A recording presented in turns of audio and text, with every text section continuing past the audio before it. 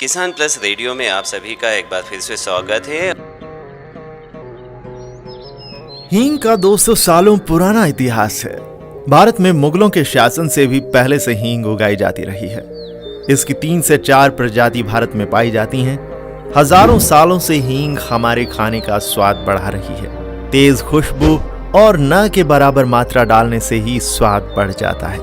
इसे संस्कृत में हिंगू भी कहती हैं। अंग्रेजी में इसे असाफोइटिडा बोलते हैं। जी हाँ, इसकी अंग्रेजी इतनी कठिन है कि कॉमेडी नाइट्स विद कपिल में भी यह चर्चा का विषय बना था। चीन में हींग की दवा बनाई जाती है। दोस्तों, हींग के फायदे बताने लगेंगे तो वीडियो बहुत लंबा हो जाएगा। क्या आपको पता है कि आपके खाने में 4 चांद लगाने वाला हींग बनता कैसे है? ये किसी पेड़ पर उगता है या किसी फैक्ट्री में तैयार किया जाता है? और आखिर ये इतना महंगा क्यों होता है?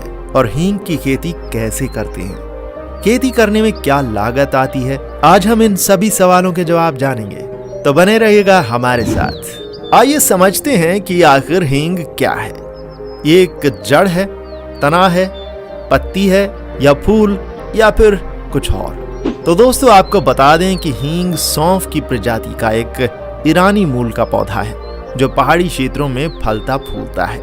पूरी दुनिया में हींग की करीब 130 किस्में हैं। भारत में हींग की 3 से 4 प्रजातियों की खेती होती है। दोस्तों, हींग के पौधे का नाम फेरुला प्लांट्स है, जो कि सौंफ के पौधे की श्रेणी में आता है, जो कि 1 मीटर तक लंबा होता है।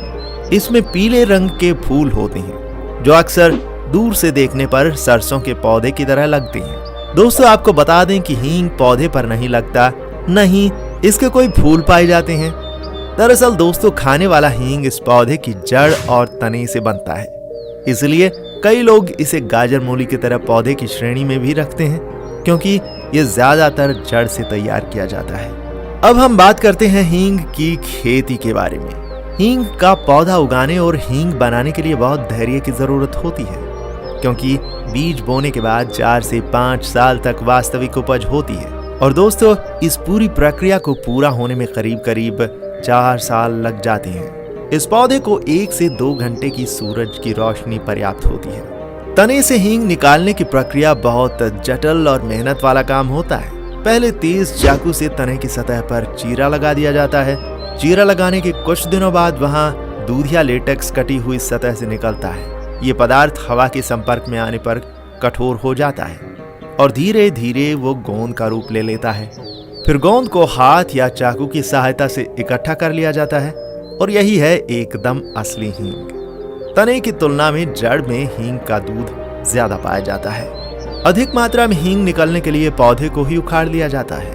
पौधे को उखाड़ने के बाद जड़ को काटकर अलग किया जाता है और फिर जड़ को छोटे छोटे टुकड़ों में काट दिया जाता है।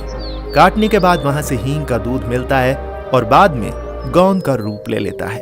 पहले ये दूध जैसा सफेद होता है और बाद में सूख जाने के बाद भूरा सफेद होता है। अब बारी है हींग को गोंद से पाउडर बनाने की। इसका गोंद नहत हार्ड होता है। इसको कद्दूकस करना मुश्किल होता है और पारंपरिक रूप से पत्थरों के बीच या हथौड़े से कुचल दिया जाता है या फिर मसाला पीसने वाली मशीन से पीस दिया जाता है। मार्केट में मिलने वाले हींग में ज्यादातर चावल का आटा या मैदा मिलाकर बेचा जाता है। बीबीसी की एक रिपोर्ट के अनुसार अधिकतर हींग भारत के बाहर से ही मंगाया जाता है। जैसे अफगानिस्तान से अधिक मात्रा में हींग भारत में आता है। दोस्तों, भारत के कुछ क्षेत्रों में अब हींग की खेती होने लगी है, जैसे हिमाचल, कश्मीर और पंजाब में कुछ क्षेत्रों में दोस्तों हींग की खेती ठंडे क्षेत्रों में होती है। इसके लिए 20 से 25 डिग्री का तापमान उचित माना गया है।